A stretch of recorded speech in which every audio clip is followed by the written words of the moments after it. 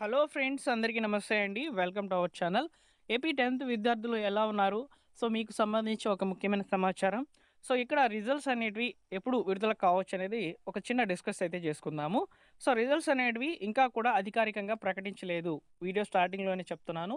ఇంకా అధికారికంగా official date అయితే ప్రకటించలేదు. సోషల్ మీడియాలో చాలా వరకు ఫేక్ న్యూస్ అనేది స్ప్రెడ్ అవుతుందండి. సో, ఈరోజు రిజల్ట్స్ వచ్చేసాయి. రేపు రిజల్ట్స్, రేపు ఉదయం 11 గంటలకి రిజల్ట్స్, ఇలా ఫేక్ న్యూసెస్ అనేటివి థంబ్‌నెయిల్స్ పెట్టేసి అయితే వీడియోస్ చేస్తున్నారనమాట. సో, వాటిని మీరు ఎలాంటి పరిస్థితుల్లో నమ్మకండి. సో, అయితే ఫ్రెండ్స్, మీకు ముందుగానే తెలుస్తుంది ఇన్ఫర్మేషన్. అది ఎలా తెలుస్తుందనేది కూడా నేను మీకిప్పుడు చెప్తాను.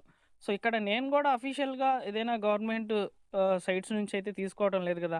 సో, నేను కూడా కొన్ని టిప్స్ అనేటివి ఫాలో చేస్తా ఉంటాననమాట. అప్పుడు నాకు తెలుస్తుంది ఇన్ఫర్మేషను. సో, ముందుగా రిజల్ట్స్ ఎప్పుడొస్తున్నాయనేది. అవి ఎలా అంటే, first of all Twitter account. So, ఇక్కడ మనకు నారా లోకేష్ గారి ట్విట్టర్ అకౌంట్ అయితే ఉంటుందనమాట. సో, నారా లోకేష్ గారైతే విద్యాశాఖ మంత్రి కాబట్టి, ఆయనే ఈ యొక్క విద్యాశాఖకు సంబంధించినటువంటి అప్డేట్స్ అన్నిటిని కూడా రిలీజ్ చేస్తారు. ఇంటర్మీడియేట్ రిజల్ట్స్ కూడా అలానే మనకు ముందుగా చెప్పారనమాట.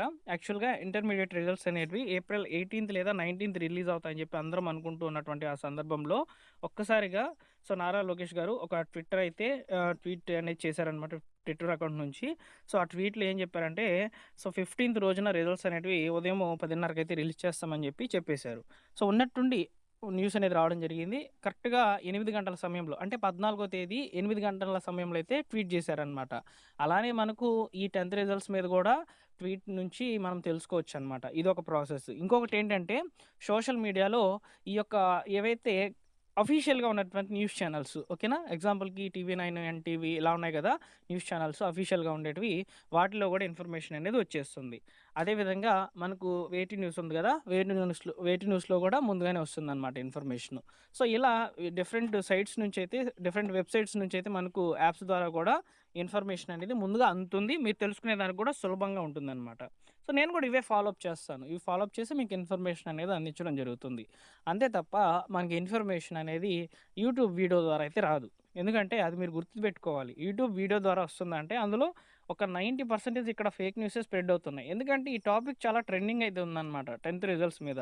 సో, రిజల్ట్స్ ఎప్పుడెప్పుడా అని విద్యార్థులు ఎదురు చూస్తూనే ఉన్నారు. సో, అయితే ఇక్కడ ఆలస్యం అవ్వడానికి గల కారణాలు ఏంటంటే, యాక్చువల్‌గా ఏప్రిల్ 23 రిజల్ట్స్ అనేటివి వస్తాయని చెప్పి ఫస్ట్‌లో అయితే మనం న్యూస్ అనేది విన్నామన్నమాట. సో, అఫీషియల్ న్యూస్ ఛానెల్స్ కూడా అవే చెప్పాయన్నమాట. 23 రోజున ఈ యొక్క రిజల్ట్స్ అనేటివి విడుదల చేస్తామని చెప్పారు.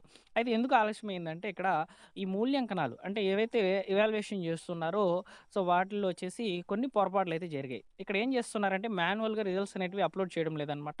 సో, ఈ యొక్క స్కానింగ్ అనేది చేస్తున్నారనమాట.